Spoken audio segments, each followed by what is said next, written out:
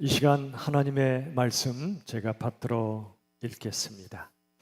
오늘 말씀의 본문은 구약 성경 시편 34편 8절에서 10절의 말씀입니다.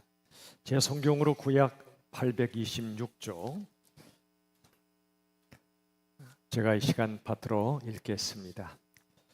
너희는 여호와의 선하심을 맛보아 알지어다. 그에게 피하는 자는 복이 있도다.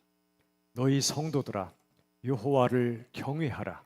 그를 경외하는 자에게는 부족함이 없도다. 젊은 사자는 궁핍하여 줄일지라도 여호와를 찾는 자는 모든 좋은 것에 부족함이 없으리로다. 아멘. 오늘은 부족함 없는 나라라는 제목의 말씀을 나누겠습니다. 엊그제 8월 15일은 일제강점기에서 해방된 광복 80주년 되는 날이었습니다.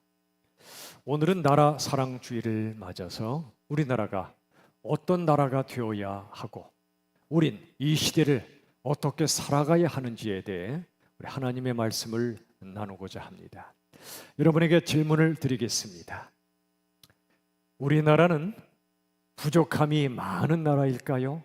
부족함이 없는 나라일까요? 예. 우리나라는 먼저 부족함 없는 나라가 되었습니다. 전 세계에 딱 7나라만 30, 50 클럽 국가입니다. 30, 50 클럽 국가는 국민소득이 3만 불 이상, 인구가 5천만 명 이상 되는 국가입니다.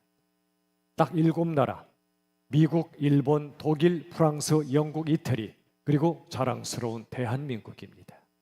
그런데 7나라 중에 앞에 6나라는 누군가를 힘으로 침탈해서 부를 이룬 나라들입니다. 우리나라는 아무도 침탈하지 않고 부를 이루었던 유일한 나라입니다. 침략한 적이 없습니다. 침략을 수없이 당했습니다. 그럼에도 경제력과 국방력과 종합적인 국력이 세계 6위입니다. 거의 다 K컬처, 놀라운 문화 강국이 되었습니다. 백범 김구 선생의 말처럼 문화가 강한 나라가 진정한 강국인데 우리나라 거기까지 이르렀습니다. 부족함 없는 나라가 되었습니다. 하나님의 은혜입니다. 그런데 우리나라 부족함이 너무 많은 나라가 되어버리고 말았습니다. 퓨 리서치의 연구소의 조사처럼 OECD 국가 중에 최고의 가치를 조사했더니 여러 나라가 가족이라든지 이런 가치를 이루어 놨는데 우리나라는 돈이 1등입니다. 최고의 가치는 돈이라는 겁니다. 그 결과 이 땅의 공평과 공정, 정의와 화평이 너무나 많이 무너져 있습니다. 그리고 영국 킹스 칼리지의 연구를 보면 갈등 지수가 세계 1위인 나라가 우리나라입니다.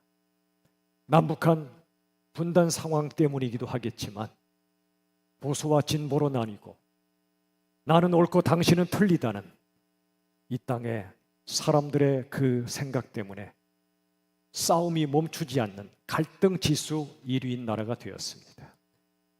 부족함이 너무나 많은 나라가 된 거지요. 자, 부족함 없는 나라가 됐습니다. 경제적으로. 그러나 정신적으로, 사회적으로 부족함이 너무 많은 나라입니다.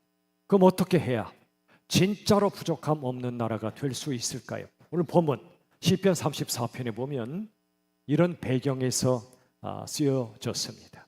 다윗이 사울 왕을 피해서 도망갔을 때 가드라고 하는 이방 땅의 왕 아기스 앞에서 다윗은 목숨을 부지하려고 침을 흘리며 미친 채를 했습니다.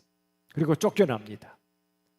비참한 상황에서 쓴 시편이 34편인데 근데 그 고백을 보세요. 놀랍습니다. 자, 8절 시편 34편 8절 오늘 본문의 말씀 우리 같이 한번 읽겠습니다. 함께 읽습니다. 너희는 여호와의 선하심을 맛보아 알지어다. 그에게 피하는 자는 복이 있도다. 이게 말이 돼요? 어떤 상황이 있었다고요? 비참한 상황에서. 근데 보세요. 너희는 여호와의 무엇을 맛보할지어다. 8절 다시 보세요. 34편 8절.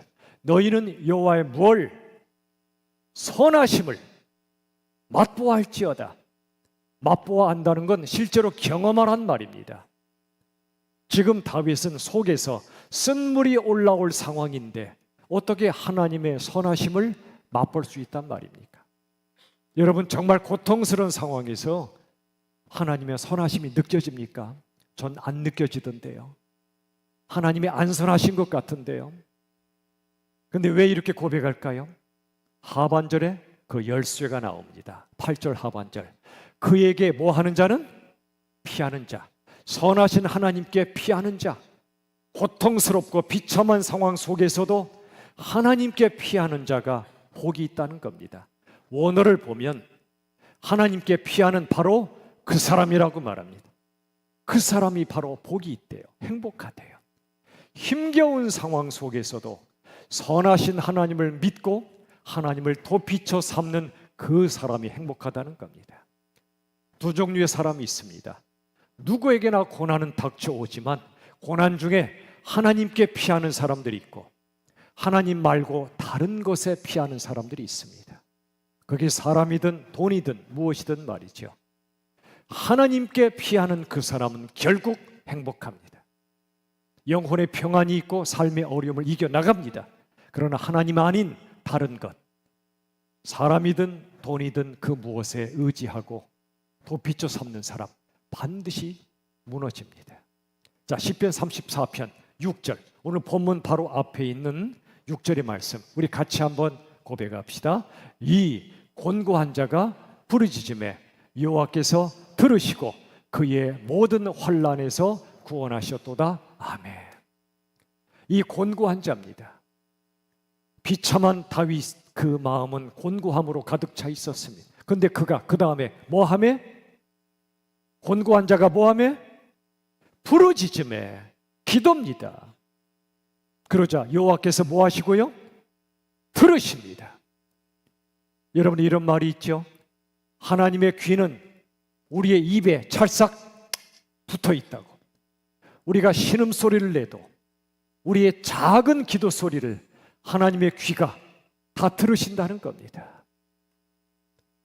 이게 축복입니다. 그 다음, 그의 모든 환난에서 구원하셨도다.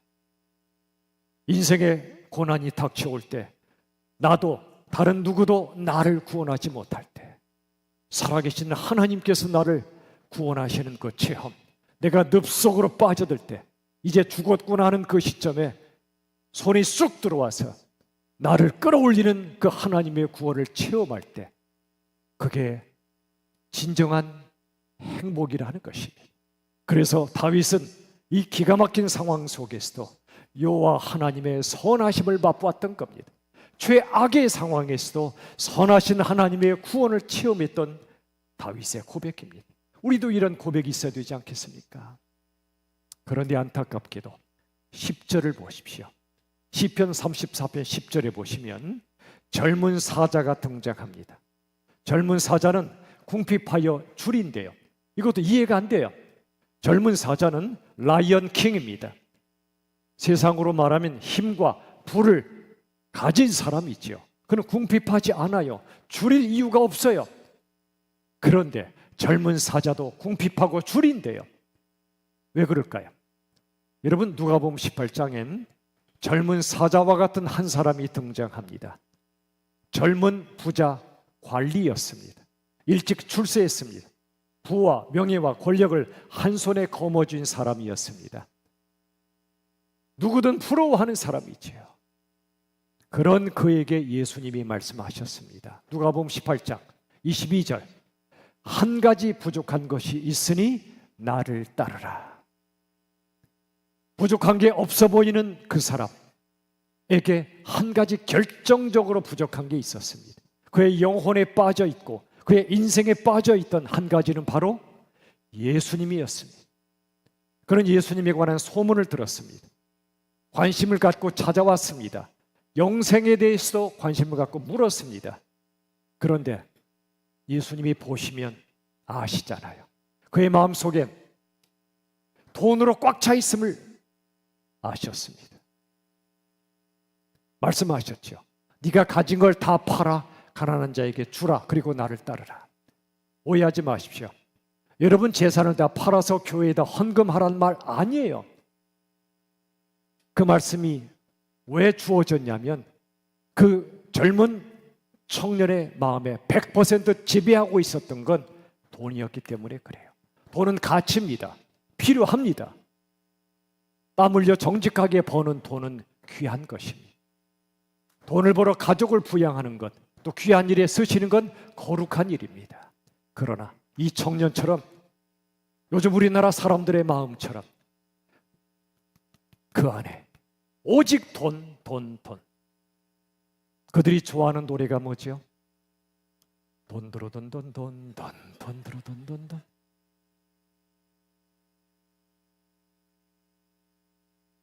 예수님이 그걸 보신 거예요. 그래서 너의 전 재산을 팔아 주라고 한 거예요.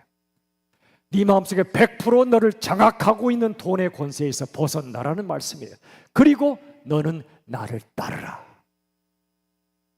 그는 부족한 게 없었지만 결정적으로 부족한 건 예수님이었단 말입니다. 그는 하루 종일 돈 생각만 했지 예수님 생각 안 했어요. 매일 돈 따라다녔지 예수님 따라다니지 않았어요. 이런 말을 하면 이런 분이 계시지 않습니까? 이 목사 하루 종일 바쁘게 정신없이 살다 보면 예수님 생각할 틈이 어디 있단 말이에요. 당신은 목사라도 되니까 말씀 보겠지.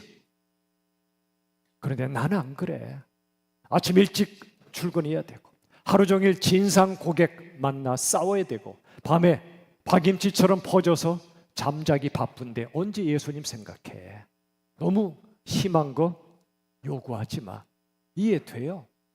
그럴 수 있어요. 근데 문제가 있어요. 이렇게 하루를 살고 이틀을 살고 한 달 지나 1년 가면 그 영혼이 사막처럼 메말라 버린다는 겁니다. 열심히 일해서 은행 계좌가 늘어나도 영혼의 계좌는 탈탈 털려버렸습니다. 텅텅 비어버렸습니다. 돈 벌었는데 순간 좋았는데 내 집도 장만했고 참 기뻤는데 오래 못 가는 거예요. 미국 애리조나주에 선밸리란 지역이 있습니다. 자기 재산이 정확히 얼마인지 모를 정도의 억만장자들이 은퇴 후에 모여 사는 곳입니다. 자, 이 대목에서 질문. 여러분은 여러분의 총 재산을 얼추 얼마라고 알고 계십니까? 모르고 계십니까? 알고 계시다면 그분은 큰 부자가 아닙니다. 근데 이 지역에 사는 사람들은 셀 수가 없어요. 몰라요, 얼마인지 내 재산이. 이 선밸리 지역은 편의시설, 의료시설이 초현대적입니다. 부족함이 전혀 없는 지상 낙원이지요. 이곳엔 시끄럽게 떠드는 아이들 소리 안 들려요. 빵빵거리는 자동차 소음도 없어요. 노점상도 없고요. 노숙자는 당연히 없어요. 자, 이런 지역 좋을까요? 안 좋을까요? 뭔가 느낌이 이상하죠?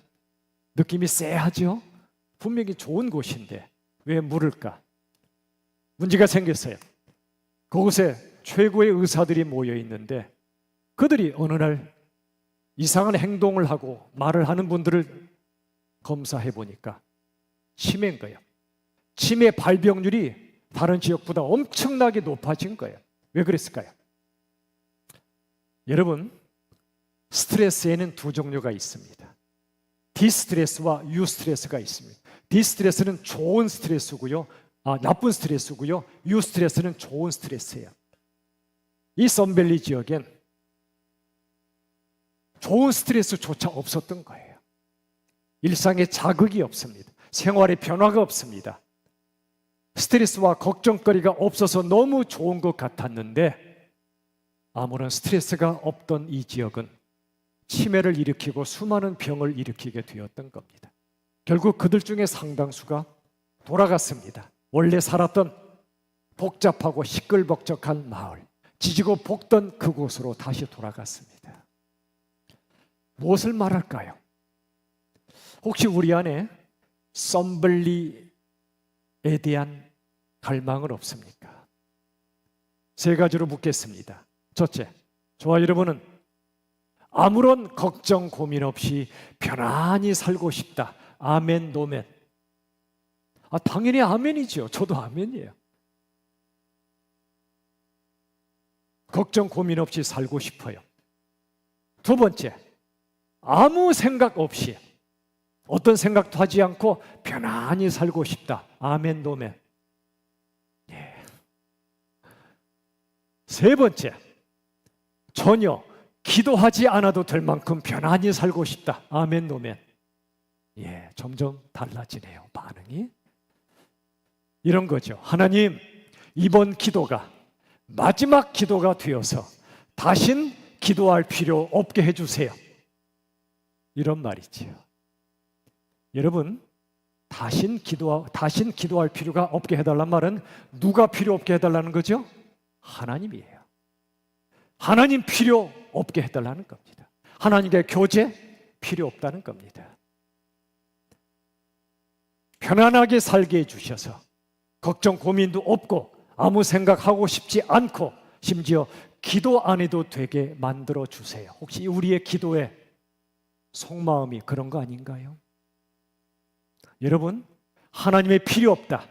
이건 교만한 영혼입니다. 하나님이 안 계시다. 이건 황폐한 영혼입니다. 그래서 시편 34편 10절의 말씀이 나오는 겁니다. 다시 보십시오. 젊은 사자, 하나님 없이 모든 걸 가졌던 그 자, 결국 영적으로 궁핍하며 줄일지라도, 그 다음 보세요. 여호와를 찾는 자가 있대요. 오히려 그는 모든 좋은 곳에 부족함이 없으리로다. 뭐가 없어요? 부족함이 없으리로다. 왜 부족함이 없어요? 가진 게 얼마 없고 내가 원하는 건 주시지 않고 원치 않는 건 내게 자꾸 찾아오고. 근데 어떻게 부족함이 없다고 고백할 수 있죠? 여러분, 진짜 낙원이 뭘까요? 진짜 낙원은 근심 걱정할 게 없는 미국의 선밸리가 아닙니다. 진짜 낙원은 비록 근심하고 걱정하지만, 고민하고 속 끓이지만, 사람 때문에 속 터지고 옆구리 터진 김밥처럼 아프고 힘들지만 그 가운데 간절히 하나님을 찾는 것, 그 가운데 하나님을 만나는 바로 그곳에 진짜 낙원이 있다는 걸 믿으시길 바랍니다. 그래서 마태복음 5장 3절의 말씀이 나옵니다. 같이 한번 읽어보죠. 심령이 가난한 자는 복이 있나니 천국이 그들의 것이며. 천국, 낙원이 누구의 것이라고요? 심령이 가난한 자. 세상에서 부족함 없이 모든 걸 가지면 그 마음이 가난해질 수가 없어요. 마음이 가난하다는 건 뭐냐면 하나님 없이도 얼마든지 잘 살 수 있다가 아니고 하나님 없이는 한순간도 살 수 없음을 깨닫는 겁니다. 계시록 2장 9절도 같은 말씀이 나와요. 우리 같이 한번 읽어봅시다. 내 환난과 궁핍을 알거니와 실상은 네가 부유한 자니라. 알아. 네가 얼마나 환난이 많고 궁핍이 많은가를 알아. 때로 몸이 아프고 마음이 아프고 삶이 힘든 거 알아. 그런데 실제는 네가 부자야. 네가 진짜 부자야. 그 비밀이 뭘까요? 비록 고난 많고 실수 많고 부족함 투성이 인생이지만, 그래서 너무 부족하기 때문에 더욱 마음이 가난해지고, 그래서 하나님을 간절히 찾을 때 바로 그분이 진짜 부자인 줄로 믿으시길 바랍니다. 바로 그때 여러분의 가정과 일터에 진정한 천국이 임한다는 걸 믿으시길 바랍니다. 여러분, 잘 아시는 시편 23편 1절의 말씀이 그래서 나옵니다. 우리 같이 한번 믿음으로 고백합시다. 함께 읽죠. 여호와는 나의 목자시니 내게 부족함이 없으리로다. 어떻게 부족함이 없죠? 지금 다윗은 이 시편 23편을 어디에서 썼을까요? 첫째, 푸른 초장에서 쉴만한 물가에서, 두 번째 사망의 음침한 골짜기에서. 어디서 썼죠? 사망의 음침한 골짜기에서 쓴 거예요. 사울이 죽이려 하고 모든 것을 잃어버린 것 같은 바로 그때 우리 주님을 만난 거예요. 내 인생을 책임져 주시고 누구보다 나를 사랑하시고 인도하시는 주님이 나의 목자이심을 그가 고백했어요.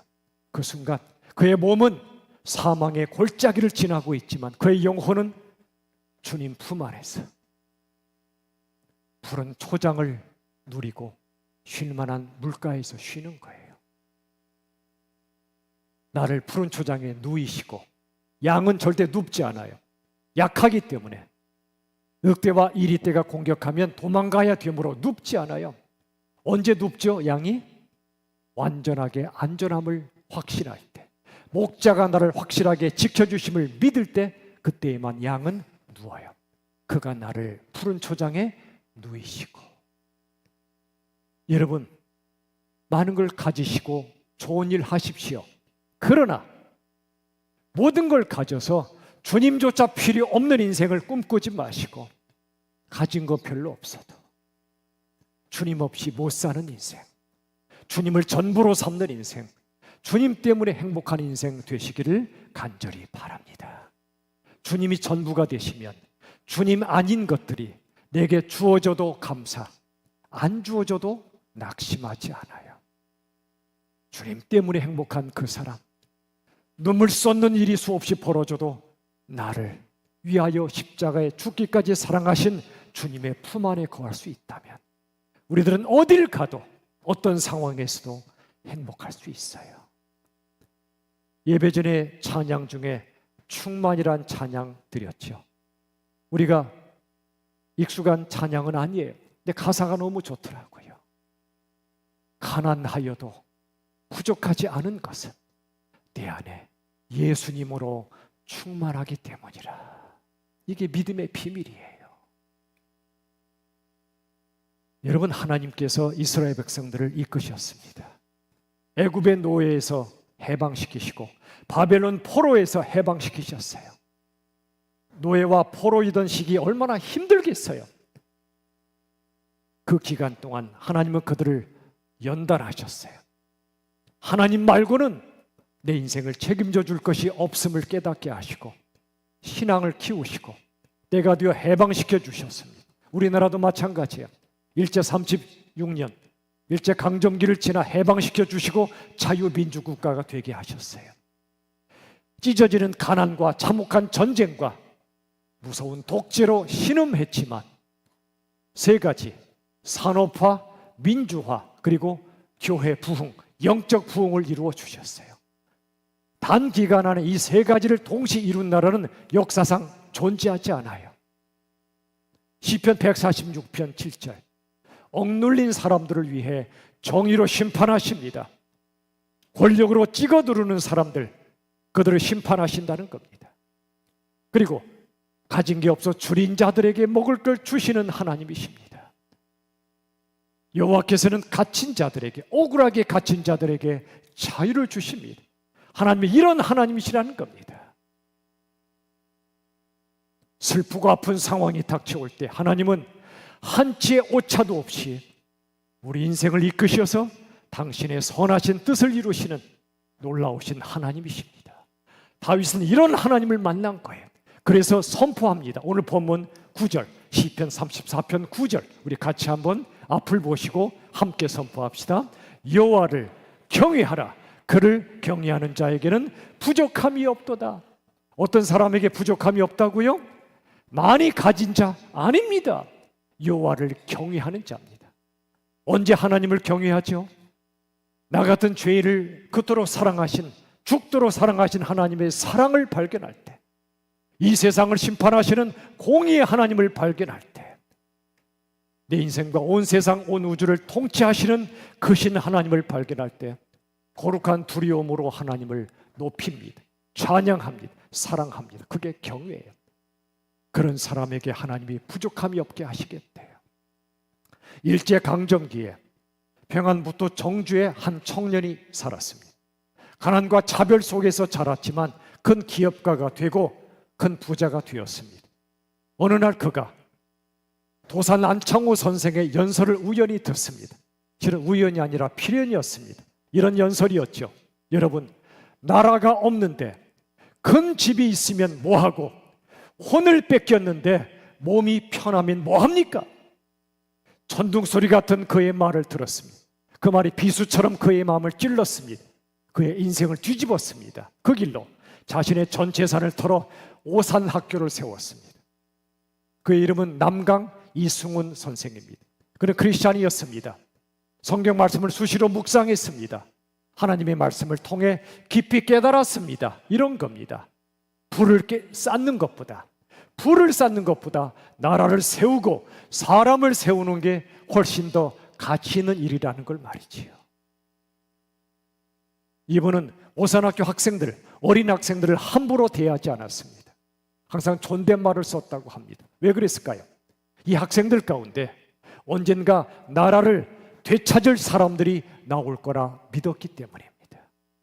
우리 교회, 여러 해 전에 학교 안에 교회로 하나님이 세우셨습니다. 우리 교회 건물도 없습니다.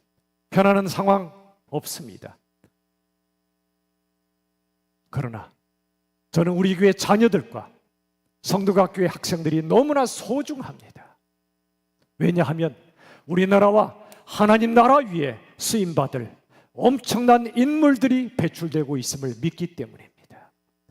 그래서 저는 이분들을 허투루 대할 수가 없습니다. 그분의 나이가 몇 살이든 허투루 대할 수가 없습니다. 하나의 만나게 되면 큰 기대감으로 벅차오릅니다. 얘기를 나눕니다. 이 아이들을 위해 간절히 기도합니다. 우리나라와 하나님 나라 위에 하나님이 귀하게 쓰실 인물들이라 믿기 때문입니다. 말씀을 맺습니다. 이런 말이 있습니다. 진리를 심으면 민족이 산다. 하나님 말씀의 진리로 한 세대를 세우면 그 민족의 미래가 바뀔 거라는 겁니다. 우리 교회 자유학교 모든 부서들과 어원학까지 말씀과 기도, 시간과 물질을 심는 분들이 계십니다. 그분들이 계시기 때문에 하나님께서 미래에 놀라운 열매를 허락해 주실 줄로 믿습니다. 부디 우리 모두 어떤 삶의 고난이 밀려와도 그래서 더욱더 여호와를 간절히 찾는 자 되어서 진짜로 부족함이 없는 인생, 진짜로 부족함이 없는 우리나라가 될 수 있기를 우리 주 예수 그리스도의 이름으로 축원합니다. 이 시간 찬양하기 위하여 하나님 말씀을 보시겠습니다. 시편 34편 1절. 내가 여호와를 항상 송축하며 내 입술로 항상 주를 찬양하리이다. 오늘 본문의 말씀 맨 앞에 1절.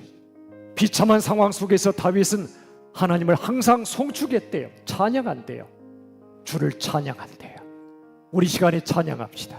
우리나라 생각하며, 우리 가족 생각하며, 우리 다음 세대 생각하며 찬송가 582장 어두운 밤 마음에 잠겨 찬양하겠습니다.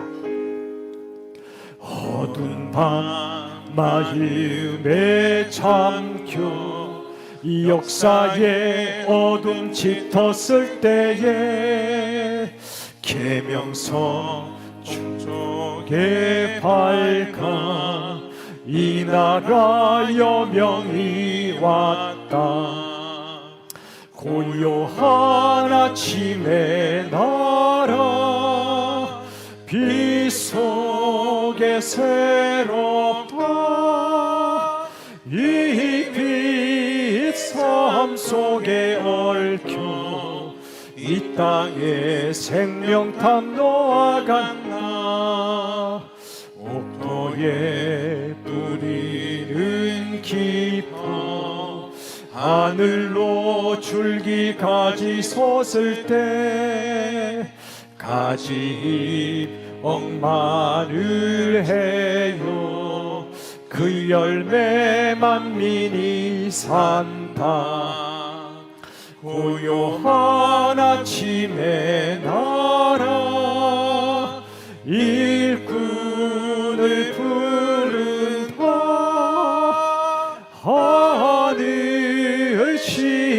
것이 되어 역사의 생명을 이어가리. 맑은 샘 줄기 용솟아 거치는 땅에 흘러 적실 때 기름진 푸른 벌판이 눈앞에 활짝 트인다. 고요한 아침의 나라 새 하늘 새 땅아 길이 펴지지 않는 인류의 횃불 되어 타거라. 아멘. 오늘 핵심 메시지가 이것이었습니다. 진짜 낙원은 걱정과 고민이 많지만 그 가운데 간절히 하나님을 찾는 그곳에 있습니다. 여호와는 가정과 교회와 나라의 목자시기 때문에 우리는 부족함이 없다고 고백할 수 있습니다. 그리고 말씀의 진리로 한 세대를 세우면 나라의 미래가 바뀔 것입니다. 시간 묵상의 기도를 드릴 때 미래 우리나라가 사랑과 정의와 평화의 부족함 없는 나라가 되게 해달라고, 우리 자녀 세대가 더욱 그런 나라가 되게 해달라고 이 시간 함께 기도합시다. 살아계신 아버지 하나님 인도하여 주옵소서. 주님, 아버지 하나님, 오 주님, 아버지 하나님 인도해 주옵소서. 오 주님,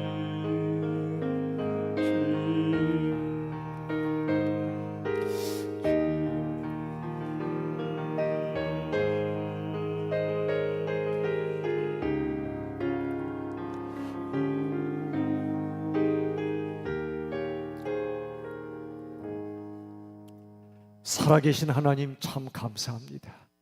우리들은 매일 살면서 부족해 외치며 살지만, 이것도 부족하고 저것도 부족하다고 원망하며 살지만, 여호와가 나의 목자이시니 예수님이 내 안에 충만하시면 나는 부족함이 없다고 고백하게 될 줄로 믿습니다. 이제 우리 사랑하는 자녀들 이들이 이 하나님의 말씀으로 무장하고 복음의 진리로 무장하며 그들의 마음속에 예수님으로 충만하게 되어 모든 것 감사하며 이 부족함 많은 세상을, 우리나라를 하나님을 경외하며 사랑하는, 그래서 모든 것 부족함이 없는 나라로 인도하시는 하나님의 역사에 쓰임받는 우리 자녀 세대들, 우리 모두가 되게 하여 주시옵소서. 예수님의 이름으로 기도하옵나이다.